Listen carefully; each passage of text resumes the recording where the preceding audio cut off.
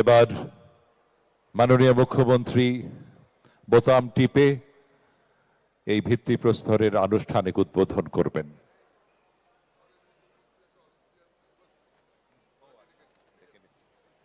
আমাদের মধ্যে রয়েছেন বর্ষিয়ান Olympian gold medallist Gurbax Singh. গুরুদাকে আমরা মঞ্চে আসার জন্য অনুরোধ করছি।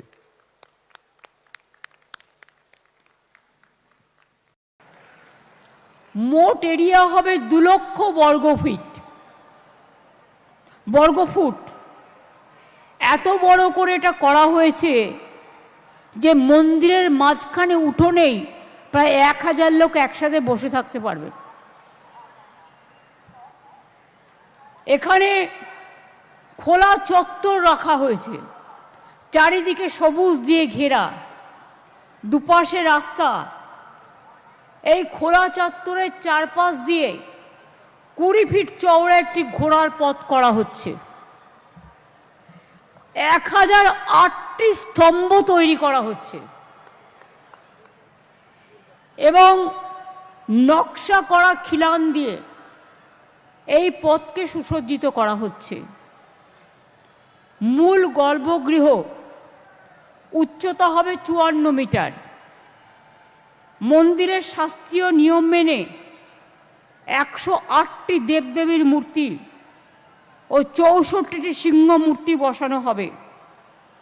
মূল মণ্ডপ ছাড়াও এখানে সিংহদুয়ার, প্রদক্ষিণ পথ, পবিত্র কুণ্ডু এবং শিব, গণেশ, কার্তিক, লক্ষ্মী, সরস্বতীরও আলাদা আলাদা মণ্ডপ থাকবে।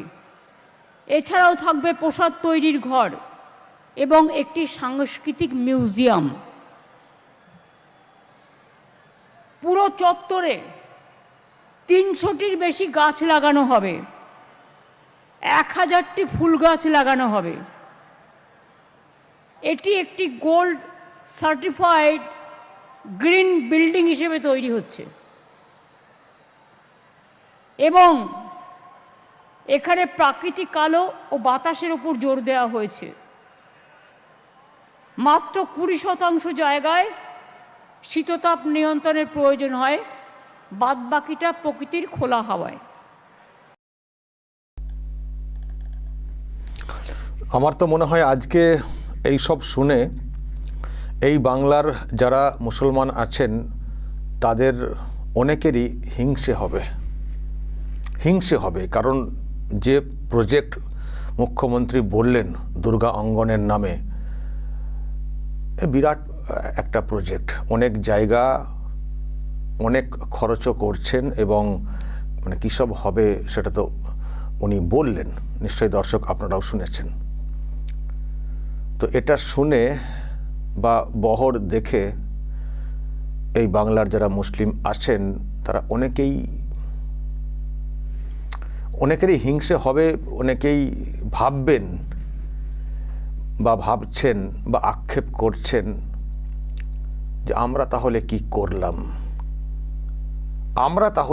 করলাম, আমাদের ভোটে যে সরকারটা টিকে আছে আমাদের জন্য এই সরকারটা তাহলে কি করলো। একটা দুর্গাঙ্গন হচ্ছে, কত জায়গা জুড়ে কত কি সব ব্যবস্থা, কত কি থাকবে, একটা বিরাট একটা প্রতিষ্ঠান আকারে আনা হচ্ছে। তার জন্য অবশ্যই সেই আমাদের সকলেরই টাকা থেকে হবে, সরকারের টাকা।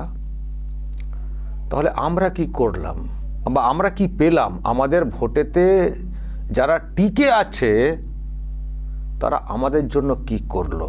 একটাও কি এই রকম বিরাট আকারে কোনো মসজিদ করেছে? আমি মুসলমানদের হিংসাটা এই জন্যই বলছি, অন্য ধর্মের মানুষও এখানে আছেন, কিন্তু তাদের ভোটের উপরে এই সরকারটা নির্ভর সেই অর্থে করে না যতটা নির্ভর করে মুসলিম ভোটের উপরে। আমি সেই জন্যই মুসলমানদের কথাটা বলছি যে আজকে এইসব শুনলে, দেখলে, যেসব বলা হচ্ছে, এটা ভাবলে যা হবে বললেন না, ওটা যদি আমরা একটু ভিজুয়ালি ভাবি আর কি, মনের মধ্যে আঁকি, তো এইসব মানে ভাবলেই তো চমকে ওঠার মতো, আঁতকে ওঠার মতো বা ভাববার মতো যে তাহলে আমরা কি পেলাম, সরকারটাকে টিকিয়ে রেখে আমরা কি পেলাম। আমার ধারণা আজকে অনেকেরই হিংসে হবে। যে একটা সরকার সরকারি খরচে একটি ধর্মের দুর্গা অঙ্গন করার নামে কি করছে, কি করছে? সব দেবদেবীর মূর্তি প্রতিষ্ঠা করবে, কত কী সব করবে, কী সব মানে মানে সিস্টেম এসব হবে, খিলান টিলান না কী সব বললেন, মানে কী সব হবে এবং ওখানে অনেকেই যাবেন অমক তমক। তো তাহলে আমাদের কি হলো? আমি আবারও বলছি দর্শক, এই আজকে যা শুনলাম যেভাবে উনি করতে চলেছেন, আমি জানি না খরচের অঙ্কটা কোথায় গিয়ে দাঁড়াবে। এর আগে তো জগন্নাথ ধাম করেছেন, জগন্নাথ মন্দির করেছেন দীঘাতে, সেটাও তো একটা বিরাট অঙ্কের খরচ করে ওখানে হয়েছে, সব সরকারি খরচে। আবার একটার পর একটা হচ্ছে, এরপর মহাকাল মন্দির হবে উত্তরবঙ্গে। তার মানে একটার পর একটা মন্দির তৈরি করে যাচ্ছেন ওই কালচারাল সেন্টারের নাম করে ইত্যাদি করে। আর আমরা তাহলে ওই মানে বঞ্চিতদের দলই থেকে যাচ্ছি, বঞ্চিতদের দলই কি আমরা থেকে যাচ্ছি? আমার ধারণা আজকে এটা যারা শুনবেন মুসলিম সমাজের, তাদের মনে কিন্তু এই প্রশ্ন আসতে বাধ্য এবং আসা উচিত এবং তাদের ভাবা উচিত যে তাহলে কাকে আমরা সরকারে টিকিয়ে রেখেছি, যাদের ভোটে সরকার থাকছে তাদের জন্য কিছু করছে না। দেখুন, আমি যেহেতু দুর্গা অঙ্গন মন্দির এসব হচ্ছে বলে মসজিদের কথাটা আমি বলছি, কিন্তু আমি ব্যক্তিগতভাবে আমি কিন্তু কোনোটাই চাই না, না মন্দির না মসজিদ। কারণ এটা সরকারের কাজ না তো, মন্দির মসজিদ করা। সরকারের কাজ হচ্ছে মানুষের কাজ বলতে যেমন হাসপাতাল, স্কুল, বিশ্ববিদ্যালয়, রাস্তাঘাট, এইগুলো, চাকরি বাকরি যেগুলো যা দেখানো দেওয়ার, এইগুলো সরকারের কাজ তো এটা তো না। ফলে আমি ব্যক্তিগতভাবে কোনো মন্দির মসজিদ এইসবের পক্ষে না, সরকারি টাকা খরচ করে। কিন্তু আমি এই তর্কের খাতিরে প্রশ্ন তুলছি যে যখন একটা সরকার এই রকম দুর্গাঙ্গন, জগন্নাথ মন্দির, মহাকাল মন্দির করছেন, তাহলে যাদের ভোটে সরকারটা টিকে, যাদের ভোটে এখনো মুখ্যমন্ত্রী ওই চেয়ারটাতে বসে রয়েছেন, তাদের জন্য কি করেছেন? মুসলিম সমাজের জন্য কি করেছেন? মুসলিমদের ধর্মীয় প্রতিষ্ঠান কি করেছেন? বাকি তো কিছুই করেননি, উন্নতির জন্য শিক্ষা দীক্ষাতে ওইসব তো কিছুই করেননি। ধর্ম নিয়ে যখন একটা সুর দিয়ে ভোটটাকে আদায় করার চেষ্টা করেন, তো তাহলে সেই ধর্মের মানুষের জন্য কি ধর্মীয় প্রতিষ্ঠান করেছেন? আর যাদের থেকে ভোট আসেই না বললে চলে, সামান্য কিছু আসে, তাদের জন্য আপনি কি করছেন? আরও শুনবেন দর্শক, আজকে আরও বলেছেন উনি আর কি করেছেন। উনি তো এখন বিরাট আকারে একজন হিন্দু জাহির করতে চাইছেন। তো উনি আর কি করেছেন, আর কোথায় কোন মন্দিরে কত কি দিয়েছেন, একটা লিস্ট উনি কিন্তু আজকে বলেছেন দর্শক, একটা লিস্ট বলেছেন। একটু শুনুন দর্শক, তার মধ্যে আমি মুসলিম সমাজের লোকেদেরকে বলছি, একটু শুনুন মুসলিম সমাজের জন্য কি করেছেন, কটা প্রজেক্ট বলছেন, আর সেটাও যেটা বলছেন সেখানে কত কাজ হয়েছে সেটাও খতিয়ে দেখবেন, আর অন্যান্য মন্দিরের ব্যাপারে কত কি খরচা করছেন, কোন কোন মন্দির, সেই লিস্টটাও শুনবেন। ভালো করে শুনুন, তারপর ভাবুন কাকে সরকারে টিকিয়ে রেখেছে। আমি শুধু এটুকু বলবো, আপনারা শুনলে খুশি হবেন। 1700 কোটি টাকা আমরা দিয়েছি। গঙ্গাসাগরে সেতু হচ্ছে, কংক্রিটের সেতু, এবং আগামী 2 বছরের মধ্যে কাউকে জল পেরিয়ে আর যেতে হবে না। টেন্ডারও হয়ে গেছে, টাকাও দেওয়া হয়ে গেছে। L&T টেন্ডারটা পেয়েছেন এবং আগামী 5 তারিখে আমি ওটা শিলান্যাস করতে যাচ্ছি। আমি শিলান্যাস করলেই ওটার কাজ শুরু হয়ে যাবে। ইস্কনে জিজ্ঞেস করুন, রাধারমন বাবু বসে আছে, 700 একর জমি দিয়েছি আমরা, ইস্কন শহর হচ্ছে। জিজ্ঞেস করুন, হেলিকপ্টার থেকে শুরু করে, ওদের নতুন টাউনশিপ থেকে শুরু করে, নবদ্বীপকে যেমন হেরিটেজ টাউন ডিক্লেয়ার করেছি, ওদেরটাও কিন্তু করেছি। গুরুদ্বারা আমায় বলেছিল ওদের একটা গেট করে দেওয়ার জন্য, ওটাও করছি। ওঙ্কার ধাম বলেছিল, করে দিয়েছি। চাকলা মন্দির লোকনাথ ঠাকুরের, কচুয়া, ওগুলোও কিন্তু করে দিয়েছি। মা কঙ্কালীতলা, মা ফুল্লরা, নলাটেশ্বরী, বক্রেশ্বর শিব, পাথর চাপড়ি দরগা, ফুরফুরা শরীফ থেকে শুরু করে, বেরিয়াল গ্রাউন্ড থেকে শুরু করে, গার্ড ওয়াল থেকে শুরু করে, মাঝি থান থেকে শুরু করে, জায়ের থান থেকে শুরু করে, এমনকি মনে রাখবেন কনক দুর্গা মন্দির ঝাড়গ্রামে খুব বিখ্যাত। আমি গিয়েছিলাম, ওরা আমায় বলেছিল, আমরা চেষ্টা করেছি, হয়ে গেছে। তারকেশ্বর ডেভেলপমেন্ট, কঙ্কালীতলা, ফুল্লরা মন্দির, কপিলমণির মন্দির, মায়েশের জগন্নাথ মন্দির, এমনকি রথটাও, রাধাবল্লভ মন্দির, কুচবিহারের মদনমোহন মন্দির, বানেশ্বর মন্দির, কুচবিহারের শিবযজ্ঞ মন্দির, জলপাইগুড়ির দেবী চৌধুরানী মন্দির, ভবানী পাঠকের মন্দির, জল্পের শিব মন্দিরও স্কাই ওয়াক করে দিয়েছি আমরা। আর মহাকাল হয়ে গেলে সব হয়ে যাবে। শুনলেন দর্শক, শুনলেন মুসলিমরা শুনলেন কি লিস্ট বললেন। তার মধ্যে মুসলমানদের কি আছে, কি পাথর চাপড়ি দরগা, জানি না কী কাজ ওখানে করেছেন, আর ফুরফুরা শরীফের কথাটা বলছেন, ওটা ওই ঢোল আর কি, মাঝে মধ্যেই বাজান, কিন্তু ফুরফুরা শরীফে যান, মুসলিম সমাজের লোকেরাই বলবেন ওখানে কি করেছেন উনি, কী করেছেন উনি, কী উন্নয়ন করেছেন।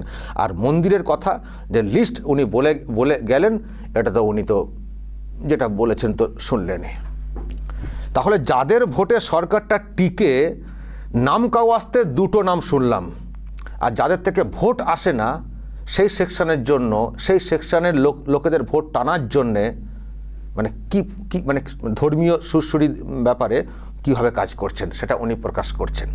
তো এসব শুনলে দেখলে যারা মুসলমান তাদের একটা বড় অংশের হিংসে হবে না, যে আমাদের ভোটে সরকারটা টিকে আছে, আমাদের ধর্মীয় প্রতিষ্ঠানে কিছু করছেন না, আর লাগাতার শুধু উল্টো দিকে করে যাচ্ছেন, যাদের থেকে ভোট আসেই না বললে চলে তাদের জন্য করে যাচ্ছেন, তাহলে আমরা কি পেলাম? এটা ভাবতে হবে। আমার ধারণা মুসলমানরা যারা আছেন তারা ভাববেন যে কি দিলাম, কি দিচ্ছি আর কি পাচ্ছি, এটা ভাবতে হবে। মানে মমতা ব্যানার্জি যেভাবে করছেন মন্দির, যাকে আপনারা অনেকে অনেক কথা বলে থাকেন, যোগী আদিত্যনাথ ইউপির, তাকে শুনেছেন এইরকম সরকারি খরচে মন্দির করতে? শুনেছেন যোগী আদিত্যনাথকে? এমনকি যে রাম মন্দির হয়েছে ওটাও কি কোনো সরকারি খরচে হয়েছে? মোদি হিন্দুদের নেতা এইসব বলার চেষ্টা করেন, শুনেছেন যে তারা সরকারি খরচে কোথাও মন্দির তৈরি করেছেন? যোগী মোদি যাদেরকে কট্টর হিন্দু বলে অনেকে বলে থাকেন, তারা কোথাও সরকারি খরচে কোথাও মন্দির করেননি। আর দিদি দেখুন সরকারি খরচে কীভাবে মন্দির লাগাতার করে যাচ্ছেন, মন্দির নতুন করে নির্মাণ বা সংস্কার কীভাবে মানে করে চলেছেন। তো মানে যোগীকেও হার মানিয়ে যাচ্ছেন দিদি। হিন্দু এখন হিন্দু তোষণই বলবে এটা, আসলে কারণ আছে। আসলে ওনাকে হিন্দুরা না বিশ্বাস করেন না, যেটা আমি কোথাও মনে করি, বিশ্বাস করেন না। সেই জন্য উনি এখন হিন্দু সাজতে চাইছেন, মানে সত্যি হিন্দুরাও বিশ্বাস করেন না। আমি জানি না এইসব করেও ওনার কতটা কি লাভ হচ্ছে, আদতে ভোট ব্যাঙ্কে কতটা কি আসবে। কারণ আমরা উপনির্বাচনে দেখলাম জগন্নাথ ধাম মানে শিলান্যাস এই উদ্বোধন করার পরেও যে উপনির্বাচনটা হয়েছিল, সেই অর্থে হিন্দু ভোট এক্সট্রা কিছু আসেনি। ওই যেগুলো পেটুয়া ওই টাইপের ছাড়া সাধারণ যারা সনাতনী হিন্দু বায়ে তারা কেউ ভোট দিচ্ছেন না, এখনও দিচ্ছেন না। তো উনি চেষ্টা করছেন আরও কিছু করি, যদি আমাকে হিন্দু মনে করেন, যদি আমাকে হিন্দুদের লোক মনে করেন, যদি আমাকে মানে বড় হিন্দু ভাবেন, যদি হিন্দুরা আমার দিকে আসেন, এটা হচ্ছে ওনার চেষ্টা। সেই জন্যে পার্টির টাকা খরচা করছেন না। পার্টির টাকাতে কি করছেন?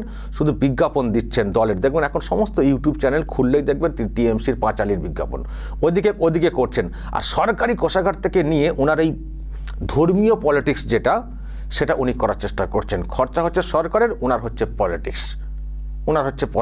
সামান্য ভোট আসে ওদিক থেকে, তার জন্য একেবারে ঢেলে দিচ্ছেন। আমি আবার বলবো শেষে, যতই উনি এইসব করুন, আমার ধারণা নতুন করে হিন্দু ভোট ওনার দিকে আসবে না। নতুন করে কোনো হিন্দু যতই এইসব করুন, আমি দেখেছি অনেক হিন্দুও কিন্তু প্রতিবাদ করেছেন, বলেছেন যে না এইসব করা উচিত না। কোনো হিন্দু নতুন করে যারা ওনাদের আমরা বললাম পেটুয়া ছাড়া কেউ মানে নতুন করে এত কিছু করার পরেও দেখবেন কোনো হিন্দু সনাতনী টিএমসিকে ভোটটা দেবেন না। ফলে এইসব করে কিছু লাভ হচ্ছে না। যা করছেন আপনি যে ভাবনা নিয়ে করছেন এইসব জায়গায় ভগবান অ্যাকচুয়ালি কতটা থাকবেন সেটাও একটা প্রশ্নের, ওই একটা প্রতিষ্ঠান হয়ে রইল, সেটাই এক ব্যাপার আর কি। কতটা ওখানে মানে আধ্যাত্মিক যে ব্যাপারটা সেটা কতটা থাকবে সেটাও প্রশ্নের। কারণ আর যাই হোক ভগবান অন্তত দেখতে পাচ্ছেন যে চুরি চামারি করে কি চলছে, কারচুপি করে সরকারি টাকা খরচা করে কিভাবে চলছে। আর আমার অবাক লাগছে যারা এই স্টেজে বসে রয়েছেন, আমি দেখছি গেরুয়া পোশাকে অনেকে রয়েছেন, আমি তাদের মানসিকতাটাও ভাবছি, তারা কি গেরুয়া পোশাক পরে ঘরে বসে রয়েছেন। তারা যদি এই রকম মঞ্চে মানে চেয়ার শেয়ার করেন, স্টেজ শেয়ার করেন, তাদের ব্যাপারে তো মানুষ প্রশ্ন তুলবেন যে আপনারা কারা, আপনারা জানেন না সরকারি খরচে এইসব হচ্ছে, যেটা করার নিয়ম নেই। অ্যাটলিস্ট আপনারা তো নিজের যে জায়গা সেটা তো ঠিক রাখবেন। আপনারা এখানে গেছেন মুখ্যমন্ত্রীকে বাহবা দিতে, খুব খারাপ লাগছে। বিভিন্ন প্রতিষ্ঠানের নাম শুনছিলাম, অমকের মহারাজ তমকের মহারাজ বলে বিভিন্ন মিশনের নাম উঠে আসছিল, আমার কিন্তু শুনতে খুব খারাপ লাগছিল। তো যাই হোক দর্শক, আমি যেটা আবারও বলছি, এইসব করেও কিছু হয় বলে আমার মনে হচ্ছে না। দিদিমণি নতুন করে কোনো ভোট আসা ওদিক থেকে। কিন্তু মুসলমানরা যদি ভাবেন যে দিদি এটা করছেন কি আর আমাদের জন্য কি করেছেন, আমার মনে হয় মুসলমানরাও এই সব দেখে ভেঙে পড়বেন। ওদিকে আবার হুমায়ুন তো শুনছেন, ওদিকে আবার অন্য সেন্টিমেন্ট খেলছেন। ফলে এটুকু বলতে পারি যত দিদি এই সব করবেন ততই কিন্তু দিদি পাঁকে পড়ছেন, পাঁকে। মানুষ বুঝে গেছেন ওনার ঢপবাজি, ওনার উদ্দেশ্য কি। আর মুসলমানরা আজকের পর থেকে অ্যাটলিস্ট তাদের বোঝা উচিত, দিলাম এত কিছু দুহাত ভরে, পেলাম কি আমরা। এটা কিন্তু মুসলমানদের ভাবা উচিত। দর্শক বলবেন যা বলার এবং নজর রাখবেন আরামবাগ টিভিতে।